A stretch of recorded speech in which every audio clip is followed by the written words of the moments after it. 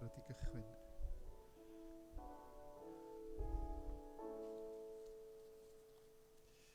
Bore da bawb, hyfryd cael eich cwmni chi. Mae'n boeth dydi, a mae'n mynd i fynd yn boethach meddwl nhw yn ystod y dydd. Felly, na i drio cadw chi'n effro am y 50 munud nesaf. Na i weiddi bob hyn a hyn sy'n bob amser yn help mewn pregeth, ond croeso i bawb ohonach chi. Croeso pawb sydd yn gwylio ar Facebook, a croeso hefyd i rai sydd wedi ymuno hefo ni ar Zoom y bore yma. Audio sain yn unig fydd ar Zoom bore yma, a mae o'i weld. Ac arbrawf newydd heddiw ydy, mae yna ffrwd byw yn y neuadd arall, rhag ofn gawn ni ddiwygiad a bod mwy o bobl yn dod. Ond pwy a wyr erbyn mis Medi be fydd y rheola? Dyda ni ddim yn gwybod. A da ni falch bod Maxen di dod i helpu myngu bore yma yn fama, hefo'r tyst a'r Cristion, a cofrestru bod pawb ohonach chi wedi dod. Felly, molwch yr arglwydd. Da ni'n cael canu, ond da ni'n gorfod gwisgo mygyda o hyd. Mi fydd yna 2 can bore yma, mawl sy'n codi i gychwyn, yna o llefara addfwyn Iesu. Ac yna, mi oedd Malcolm di gwneud cais yn ei restr o amyna wrth ymateb i'r tyst.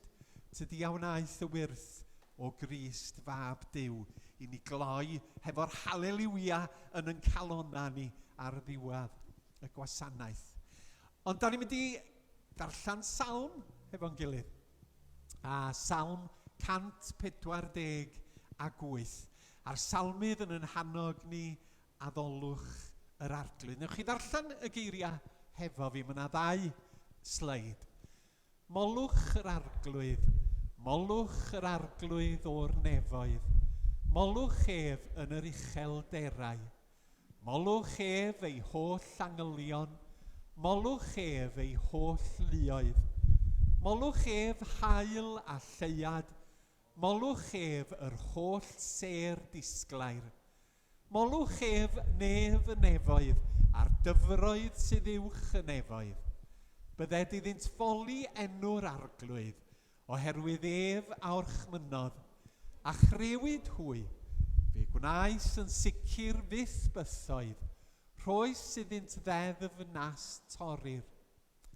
Molwch yr arglwydd o'r ddeiar, chwydd reigiau a'r holl ddyfnderau, tân a chenllysg, eira a mwg, y gwynt stormus sy'n ifydd i'w air, y mynyddoedd a'r holl fryniau, y coed ffrwythau a'r holl gedrwydd, anifeiliaid gwyllt a'r holl raidodd, ymlusgiaid ac adar ehedog, brenhinoedd y ddeiar a'r holl bobloedd, tywysogion a holl farnwyr y ddeiar, gwir ifanc a gwiryfon, hynafgwyr a llanciau hefyd.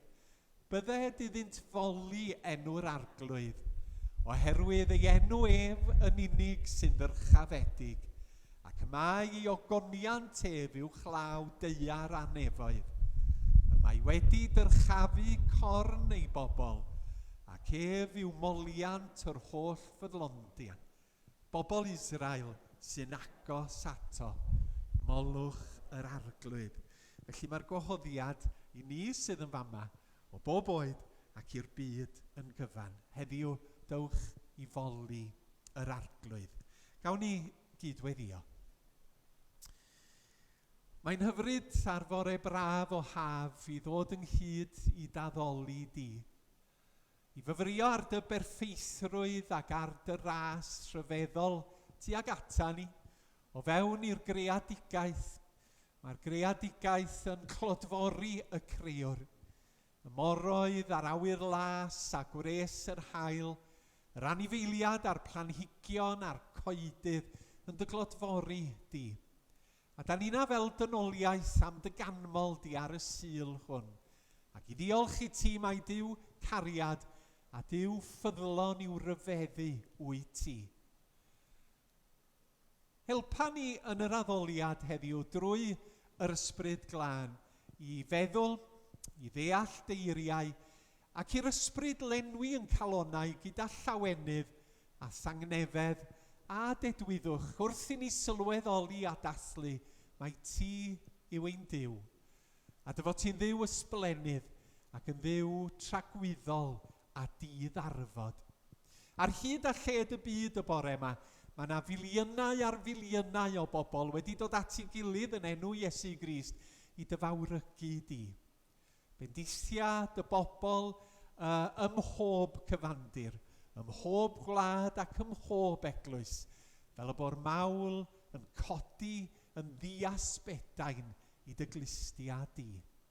Clyw yn gweddi ar y bore newydd hwn, yn enw Iesu Grist ein harglwydd. Amen. A da ni am ganu mawl sy'n codi tri fy llygaid yn awr i ddweled di.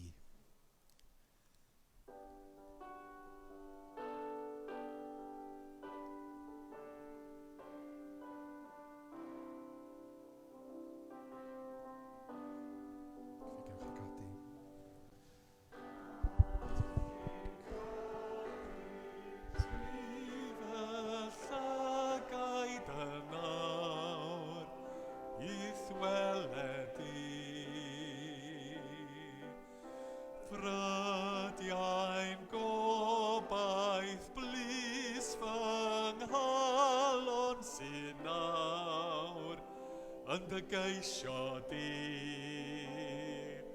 pan edrychaf rwy'n cael nerth i gario'r dydd. Dy gwmni chwalwyd ofnau rwyf yn y rhydd, Hosanna, Hosanna, ti yw y Duw sy'n achub, teilwng o fawl fy nghalon. Gwyl fy nghalon yn dychwelyd o Dduw, yn dod yn ôl. Dod i'r deyrnas naw a bywyd i mi, dyfywyd i. Pan edrychaf rwy'n cael nerth i gario'r dydd, yn dy gwmni chwalwyd ofnau rwyf yn y rhydd, Hosanna, Hosanna, ti yw y Duw sy'n achub, teilwng o fawl fy nghalon. Hosanna, Hosanna, mynad y ffordd o Iesu, tyred i'r canol Iesu.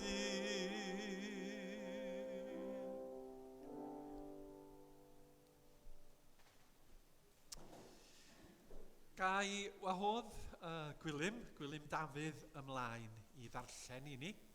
A mae Gwilym yn mynd i ddarllen o datguddiad.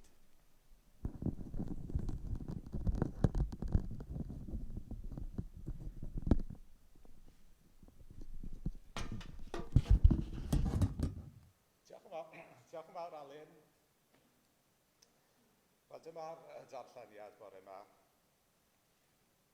Fel mae pawb yma hefyd yn gallu gweld ar y sgrin. Datguddiad 7, adnodau 9-17. Dyrfa o bob cenedl.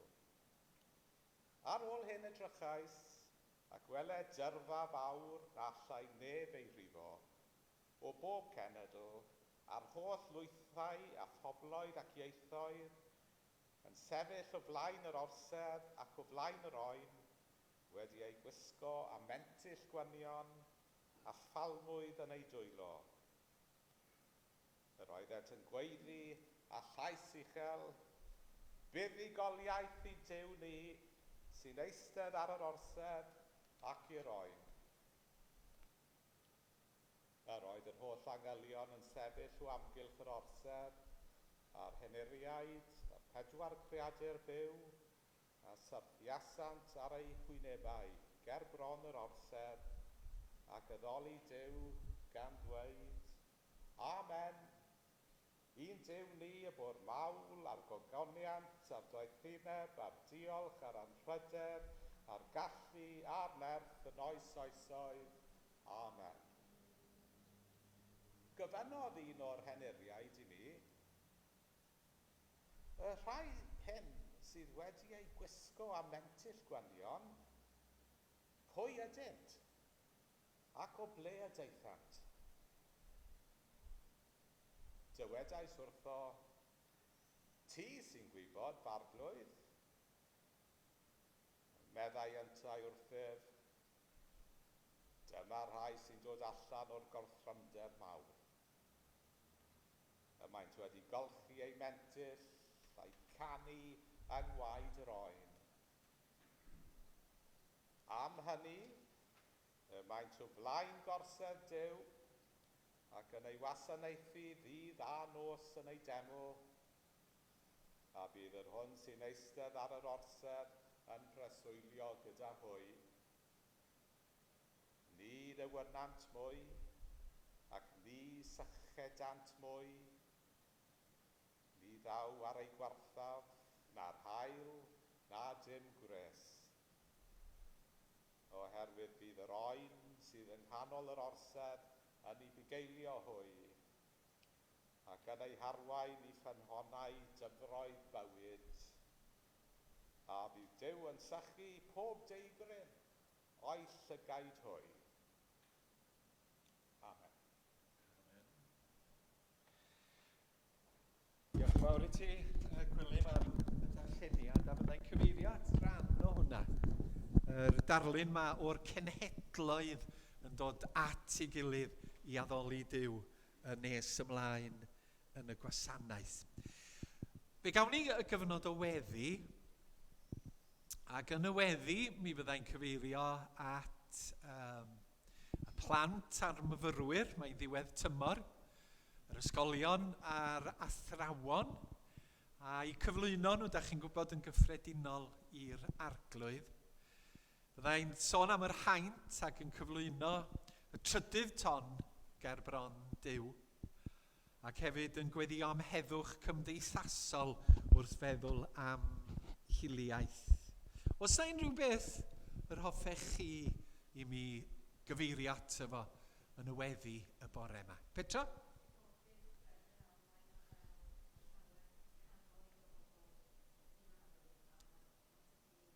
Oes. Diolch Petra. Y llifogydd dychrynllyd maen nhw wedi cael mewn rhannau o Ewrop, yn Belg ac yn yr Almaen, a da ni wedi gweld y lluniau dychrynllyd.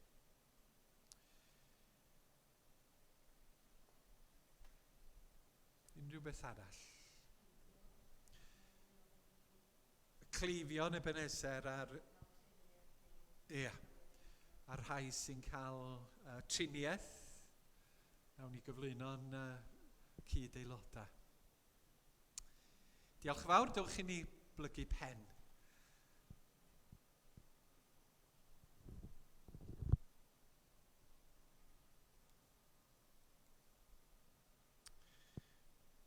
Dad Nefol, neu di yn harwain ni yn awr ar hyd llwybrau yn gweddi.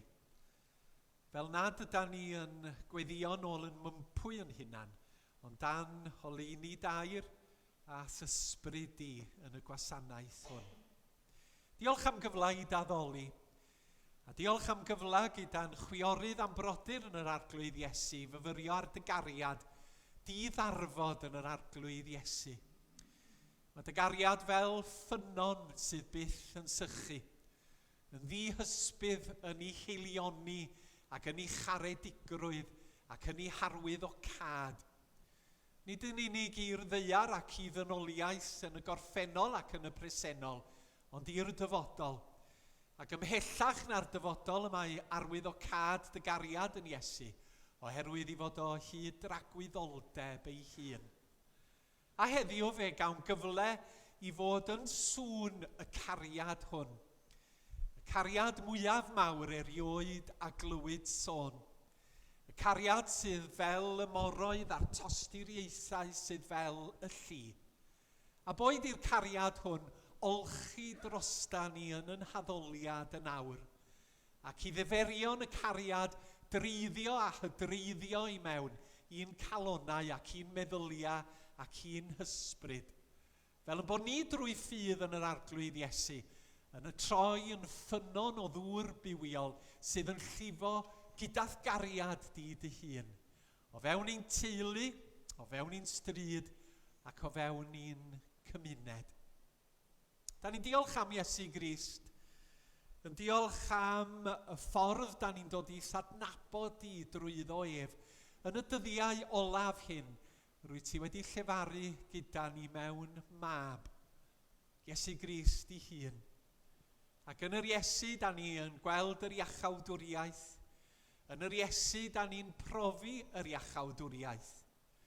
Yn yr Iesu da ni'n dysgu am dewyllus a dy deyrnas, a sut ti fyw fel disgyblion i Iesu Grist, ac fel dilynwyr ffyddlon i ti yn Duw.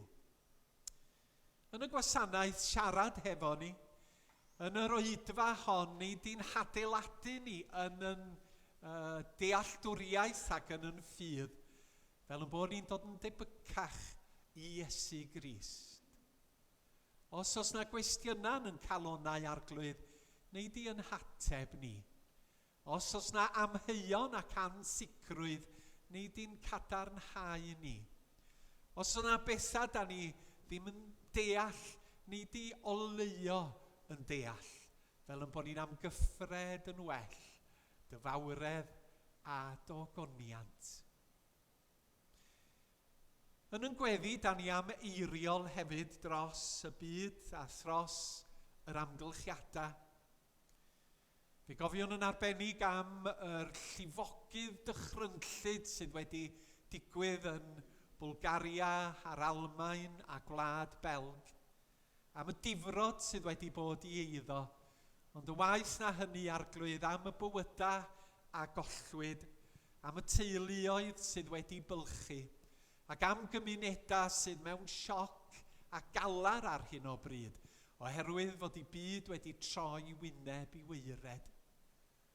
Da ni gweddio dros arweinyddion y gwledydd hynny, a dros y gwleidyddion sydd yn ceisio mateb i'r dychryn a'r llanast llwyr sydd wedi digwydd mewn trefi a phentrefi, ac yn gofyn y byddi di'n rhoi nerth a doethineb iddyn nhw mewn amgylchiadau mor anodd.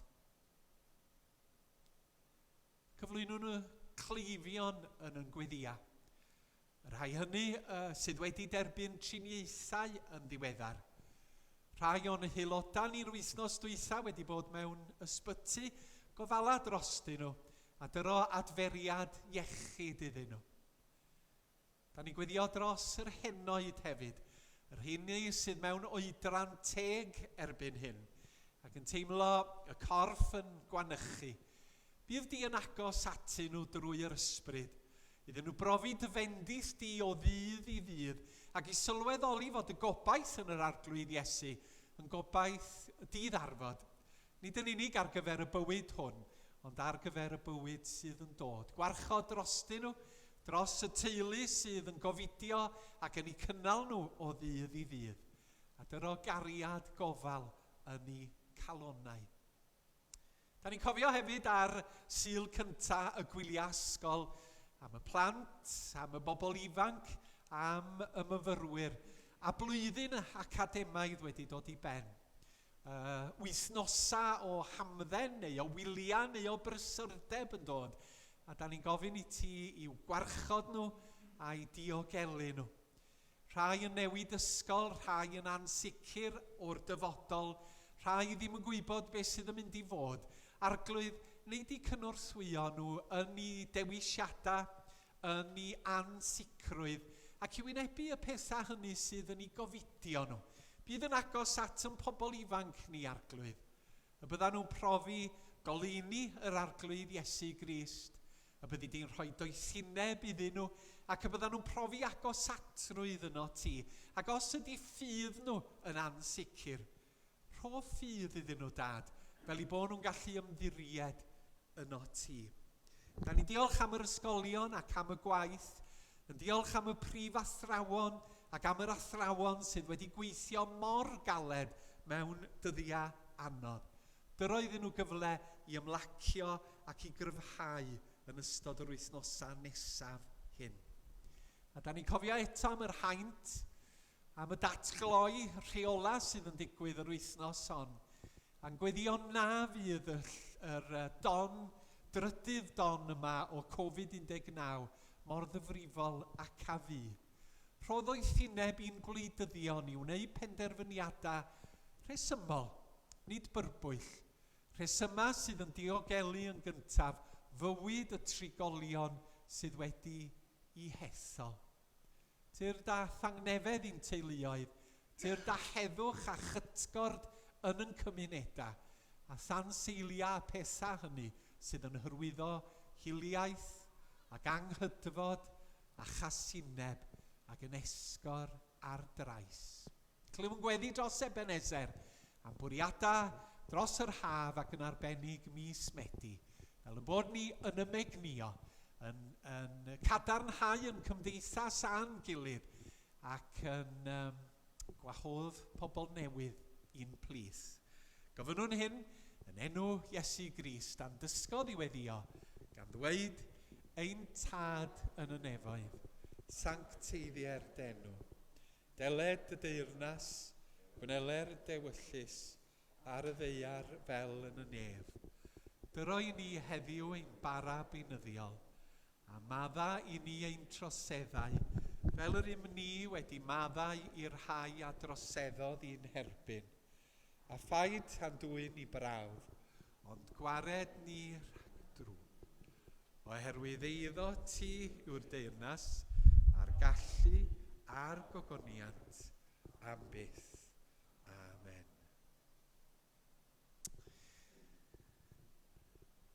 Da ni am ganu un o emynau Pant y Celyn.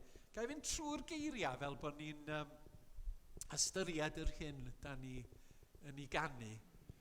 O llefara addfwyn Iesu mae deiriau fel y gwyn. Llefara di'r hen air am siarad ynde.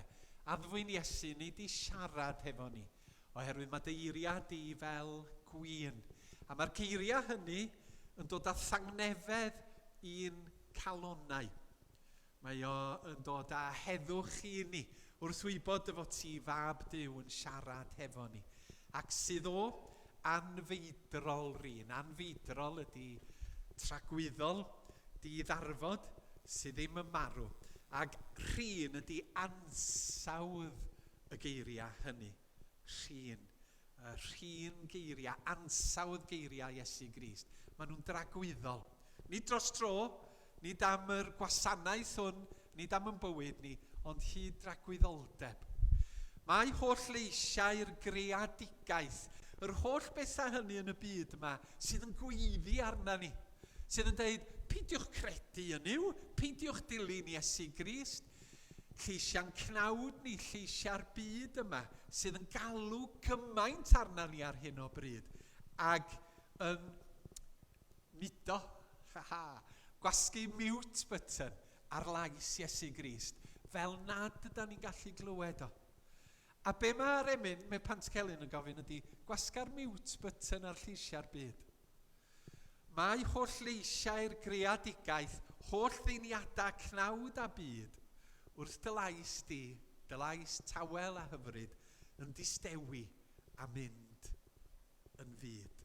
Wedyn yr ail bennill yn dweud fel hyn, ni all hyfrydwch natur a'i melystra penna i mas, fydd gymharu a llyferydd hyfryd pyr maddiol ras. Mae'n dal hefo sŵn geiriau Iesu Grist. Bod Duw yn siarad hefo ni drwy'r Beibl, fod yr ysbryd glân yn gweithio yn calonna, a dydy hyfrydwch natur mor hyfryd ydy'r byd yma, a'r ddiwrnod braf o haf a'r haul yn gwenu ac yn gynnes, dydy o ddim i gymharu a lleferydd, siarad, geiriau gras maddeuol Duw yn Iesu Grist. A gad i mi glywed sŵn dy eiriau di, geiriau sydd yn awdurdodol a sydd yn sicr, yn calonna ni, yn creu hyfrydwch, a does na ddim byd tebyg i hynny. Gewch chi chwilio ym mhob man, nad oes mwy gyffelib ef. Dim byd tebyg i glywed llais a geiriau yr Iesu.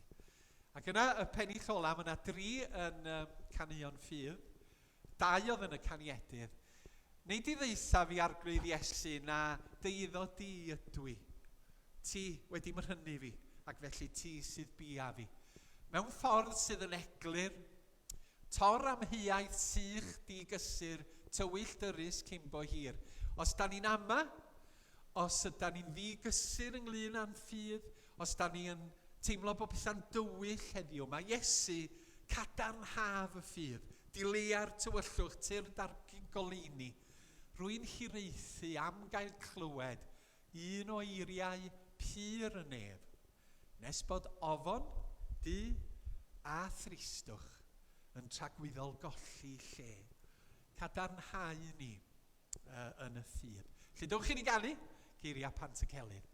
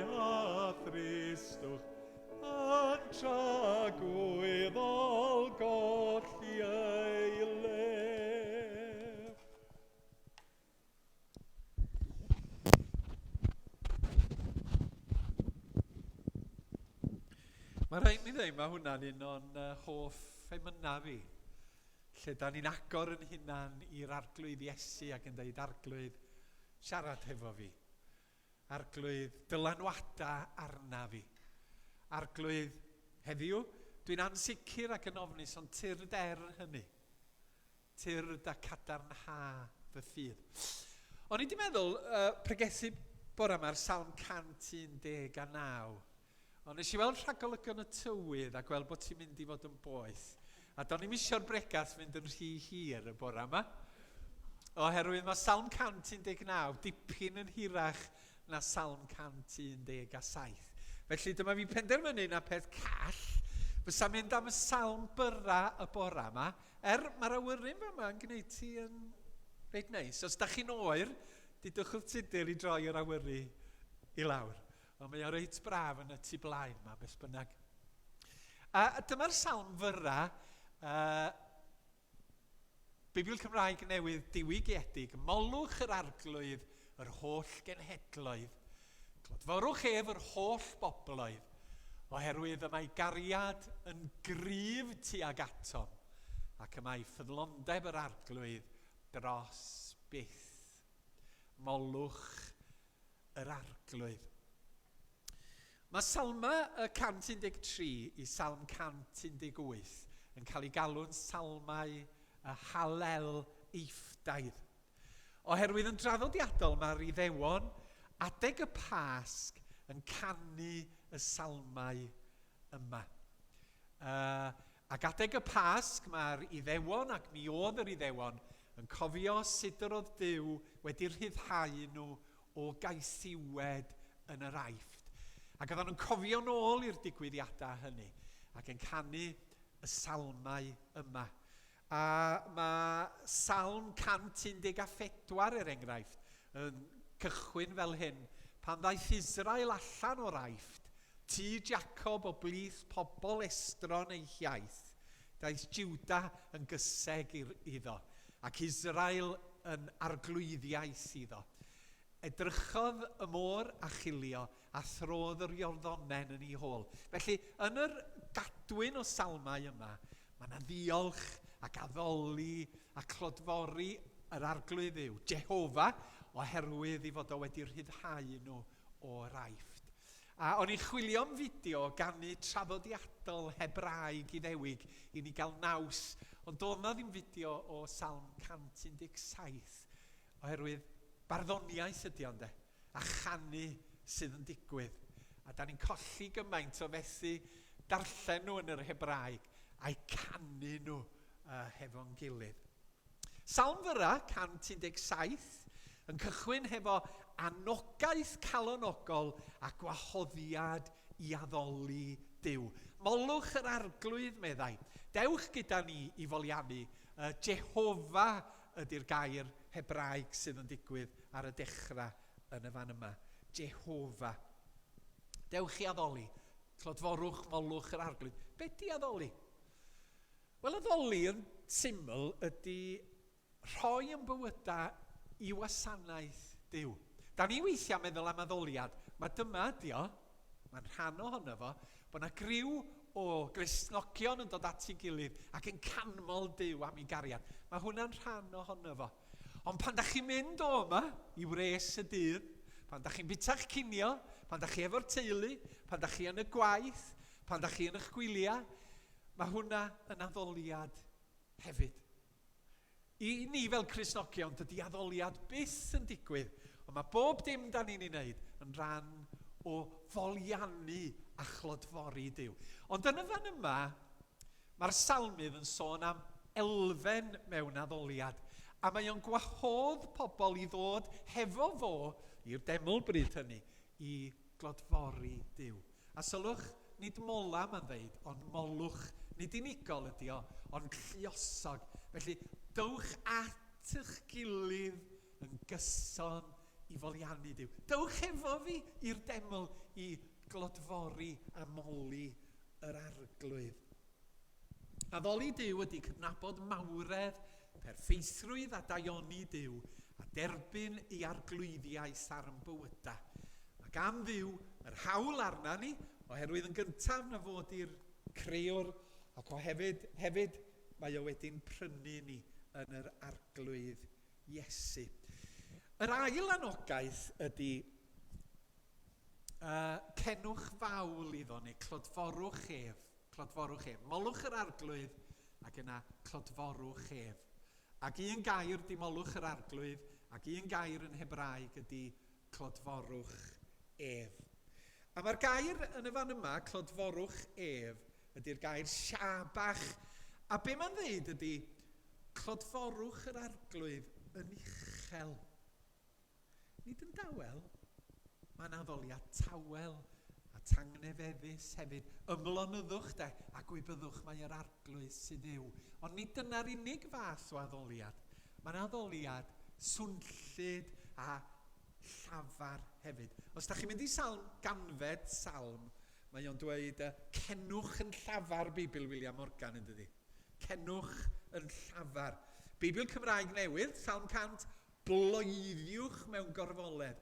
Beibl.net, salm 100, gwyddwch yn uchel. A rheswm bod o'n dweud hynny, un gair bach Hebraeg sy'n yna, rwa. A be mae hwnna yn ei olygu ydy bod sŵn yn hollti'ch clustia chi. Dwi'n cofio bod ar carnedd Dafydd yn Eryri. A dyma jets yn dod o fali. O dana ni yn yr cwm o danodd, un funud oedd hi'n dawel. Munud wedyn oedd yr RAF yn dod, pwm, ffeibio i ni, ac oedd o'n hollti'n clustia fi. A rwad i'r gair yn nechra salm 100, sef bod yna sŵn mawr wrth glodfori Duw. Does dim ond rhaid i ni astudio'n hanes ni fel ymneilltuwyr yng Nghymru sylweddoli bod mawl yn gallu bod yn swnllyd ac yn llafar iawn. Mae yna wahanol elfennau addoliad, ond da ni di mynd i feddwl na rhywbeth tawel ar y cyfan ydi addoliad ynddo. Lle mae yna ymlonyddu yn digwydd. Lle da ni'n cael llonydd, lle does na ddim sŵn. Lle dyda ni ddim yn gorfod ymateb i beth sy'n digwydd. Ond os da chi'n gyfarwydd â hanes ymneilltuaeth Cymru, da chi'n fuan yn sylweddoli nad felly oedd un yn hanes ni. Dyma i chi bwt bach nes i ffeindio, oedd Cymdeithasfa'r Methodistiaid Calfinaidd yn cael ei chynnal ym Mangor ym 1838, ac oherwydd y tywydd glyb, oedd o fod yn gyfarfod awyr agored, dyma nhw'n mynd i gapal y Tabernacl, oedd ar Dean Street ym Mangor. Do'n am enwa Cymraeg ar strydoedd Bangor pan o'n i'n ifanc. Holyhead Road oedd hi, maen nhw wedi mynd yn posh wan yn Heol Caergybi. Dean Street oedd Tabernacl.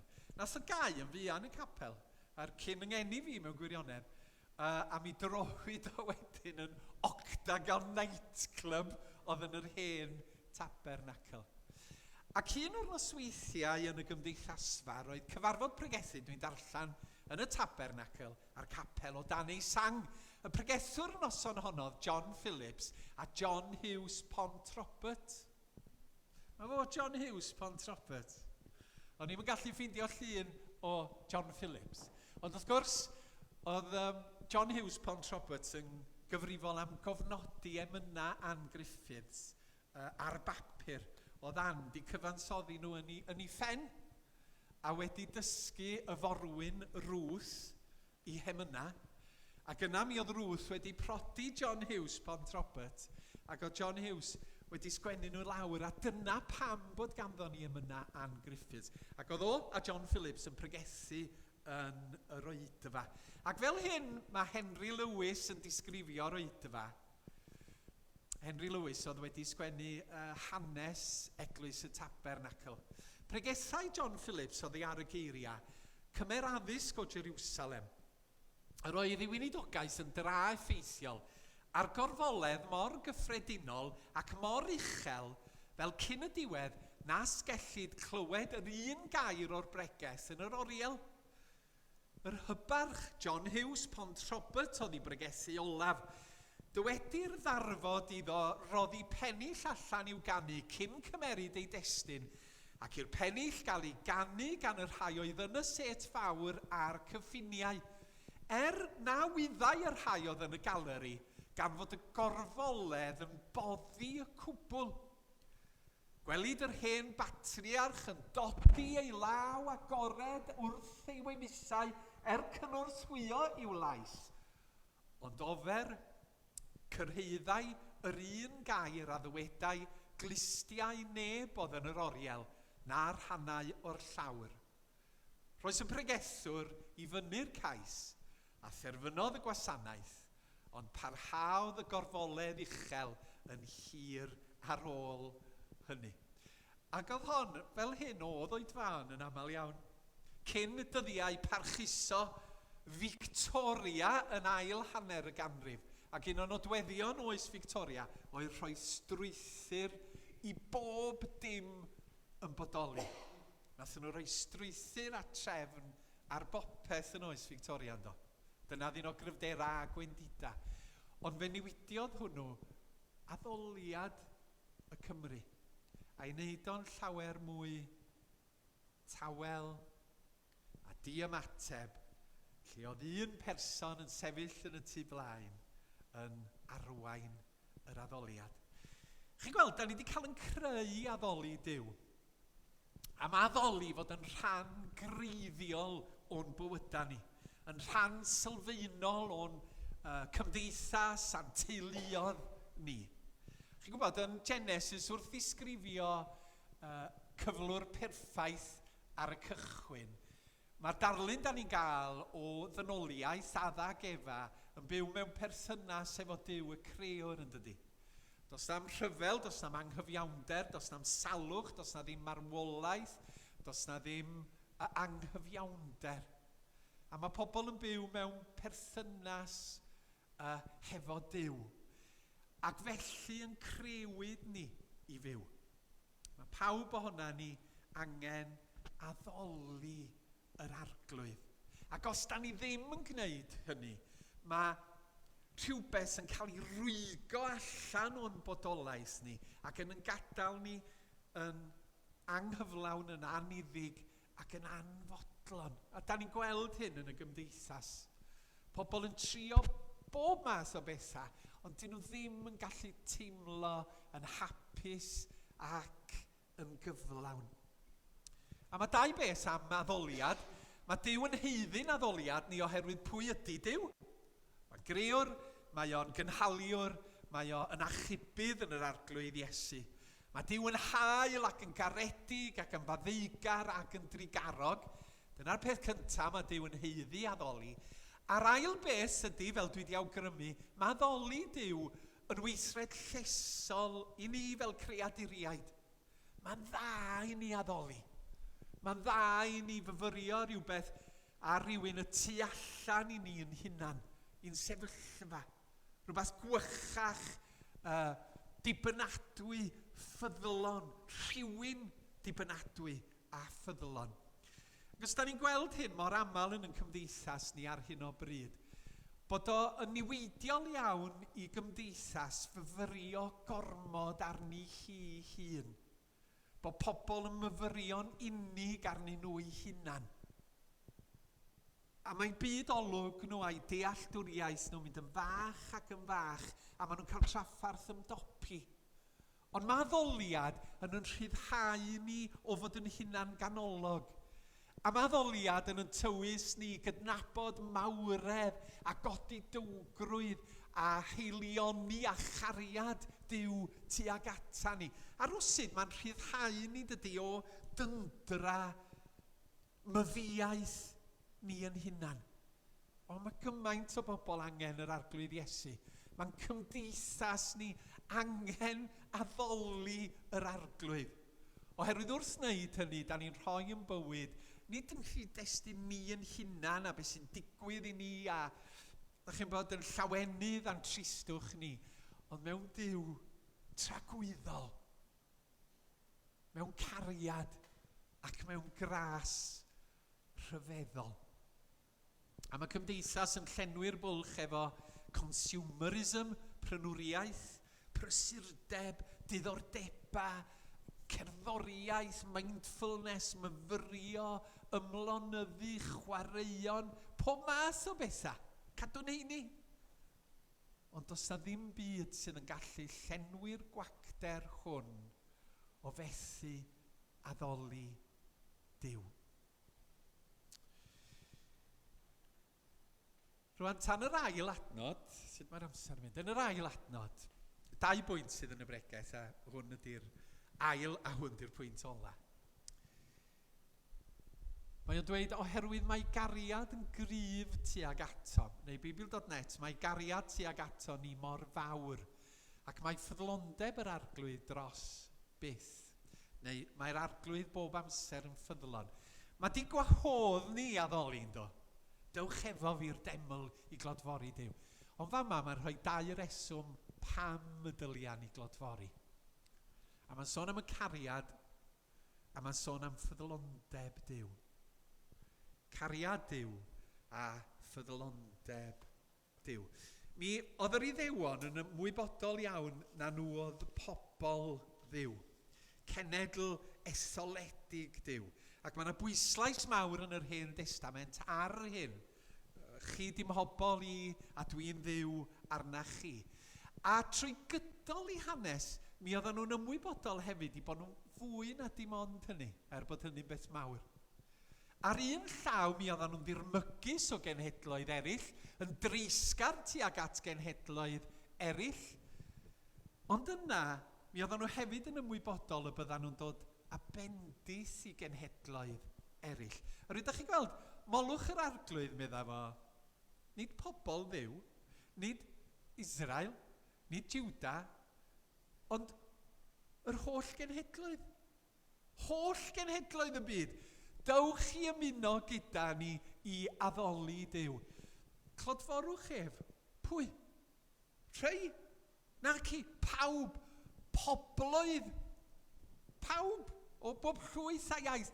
Dewch i addoli Duw gyda ni. Oedden nhw'n ymwybodol o arwydd o cad mwy i'w bodolaeth nhw fel cenhedloedd, ac y byddan nhw'n oleuni i'r cenhedloedd hynny, mae'n ddrwg gynnau.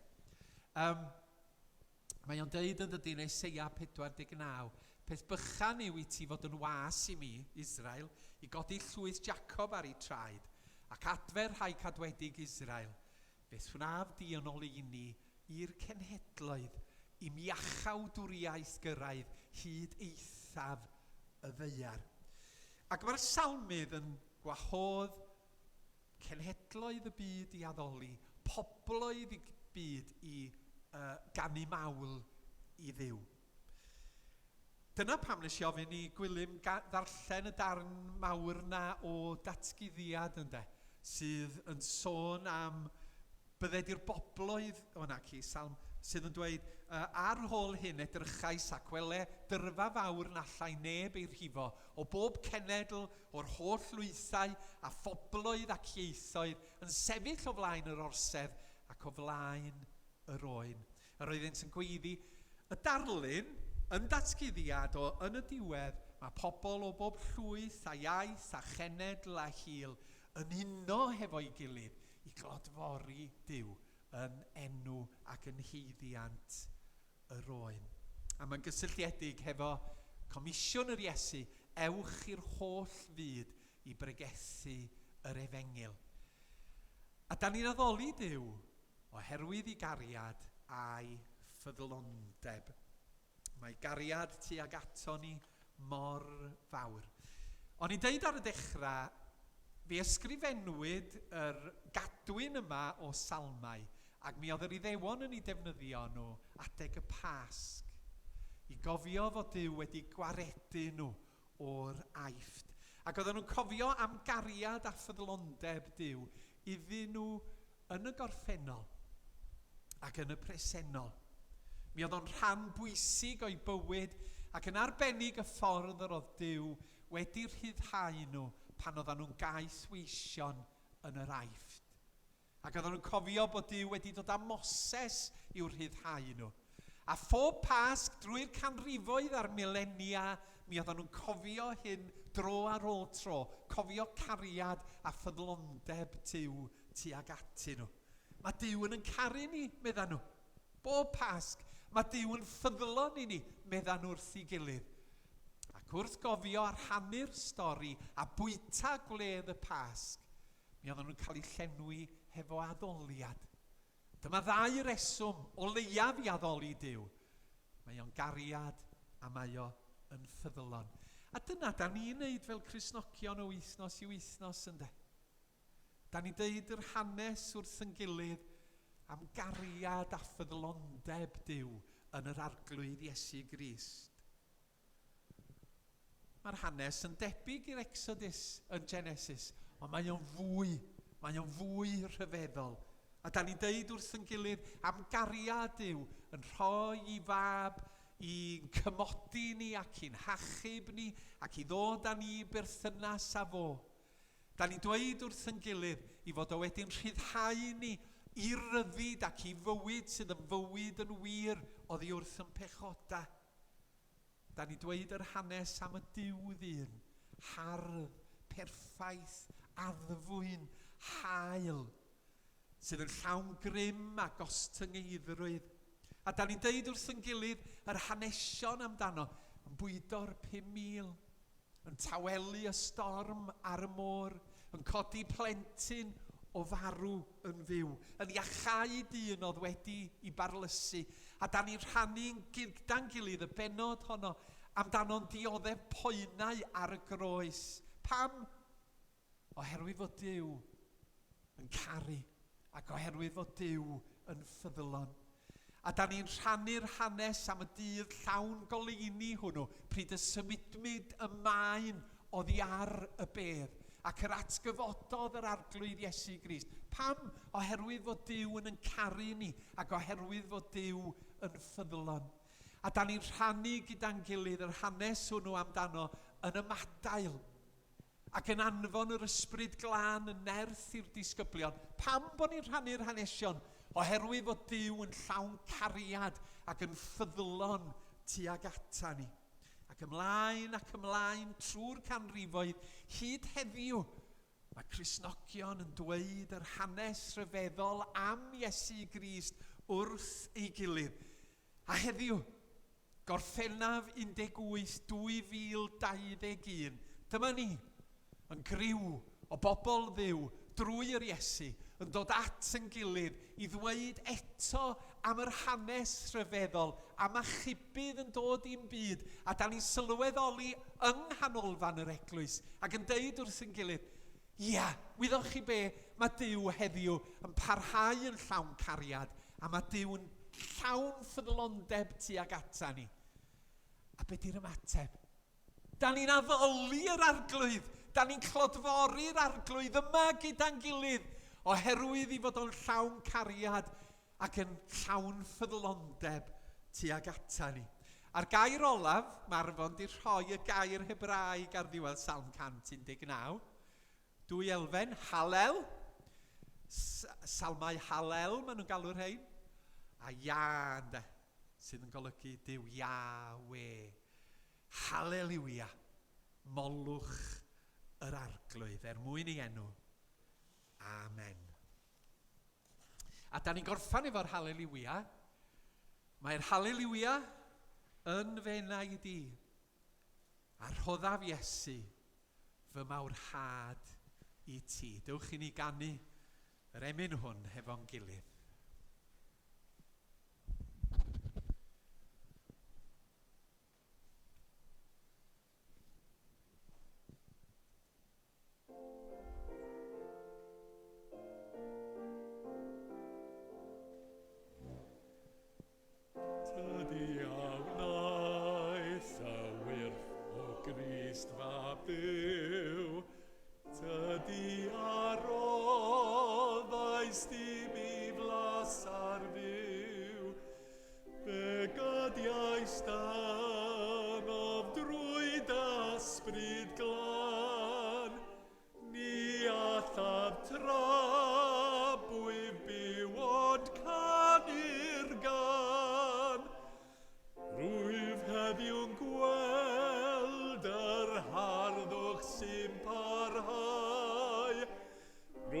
Teimlo'r ddwy folia sy'n bywio cau.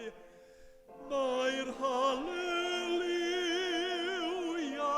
yn fy enaid i. A rhoddaf Iesu fy mawrhad i ti.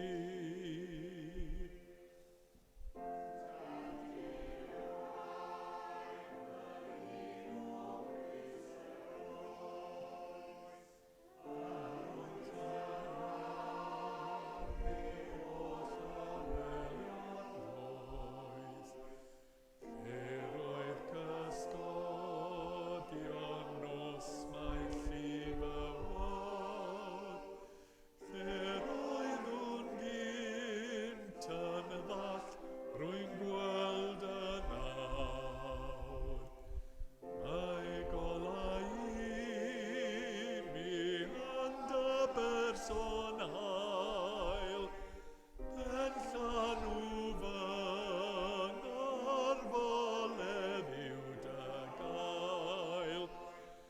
Mae'r Hallelujah yn fy enaid i, a'r hoddaf Iesu fy mawrhad i ti. Tydi sy'n haeddu, cloddi halogyr, mae ystyr bywyd yno ti dy hun, yr wyt tan llan o'r gwacter drwy dy air, daw'r pellan agos yno tof a mair. Mae melodiau'r creadur dy fwyn, mi welaf dy ogoniant ar bob tŵyn. Mae'r Hallelujah yn fy enaid i, a'r hoddaf Iesu fy mawrhad i ti. Diolch am eich cwmni bore yma. Diolch i bawb sydd wedi helpu, Carys, Ryan, Tudur, Carys, a tîm sydd wedi gosod pethau yn ei lle. Diolch o galon.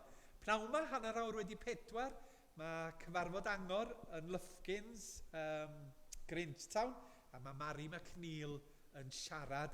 Sil nesa, cyfarfod yn y pnawn, Cymyn, felly dowch a'ch diod a'ch bara yn Cef, capel yr Eglwys Fethodistaidd, a mae manylion wedi gosod yn yr e-bost a'r llusen fach. Fyddwn ni'n cyflwyno trefniadau mis Medi i chi fel cynulleidfa, ac fyddwn ni'n penderfynu sut da ni'n symud ymlaen o fis Medi ymlaen. Ac os na welai chi eto cyn toriad yr ha, mae yna un syl arall, pob dymuniad da i chi, a cadwch yn cŵl yn ystod y gwres. Gawn ni rannu y gras hefo'n gilydd.